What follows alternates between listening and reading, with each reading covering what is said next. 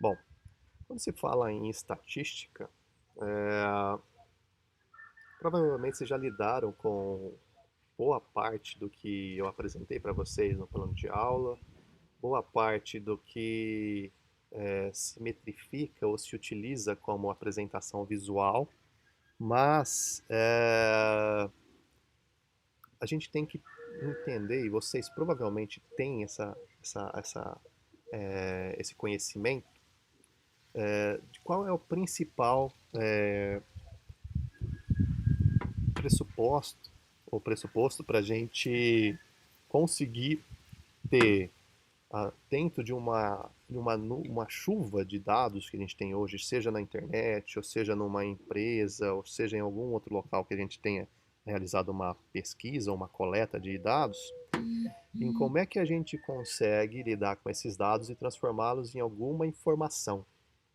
Como é que a gente transforma isso em utilidade para nós, sendo uma, uma relacionado a um benefício de custo financeiro ou de custo operacional ou, ou relacionado a questões que envolvem soluções estratégicas, lançamento de novos itens, novos produtos, enfim. Independente da circunstância, como é que é, qual é o pressuposto elementar para que a gente tenha essa transformação em estatística, independente do tipo de dado? Então, por exemplo, se vocês estivessem numa determinada empresa e aí se deparassem com esses dados dessa maneira. Isso aqui são dados realísticos do IBGE associados a necessidades de desenvolvimento em tecnologia da informação. E aí a minha pergunta para vocês é, se vocês fossem da área de estratégia e fosse solicitado para vocês que tivessem uma tradução ou que conseguissem extrair uma informação adequada aqui que fosse em benefício da empresa.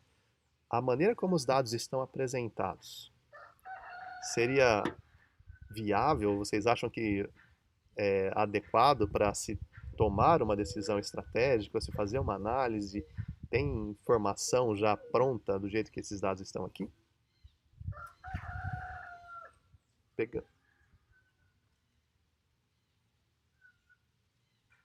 Tem bastante dado, né?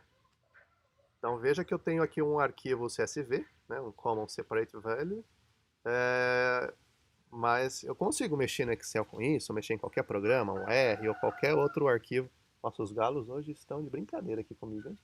Não sei se vocês estão ouvindo, mas me desculpem aí pelos galos aqui cantando fora de horário.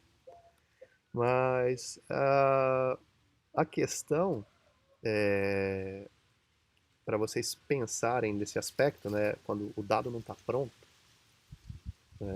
como é que eu transformo? Qual que é o pressuposto inicial para se ter essa informação?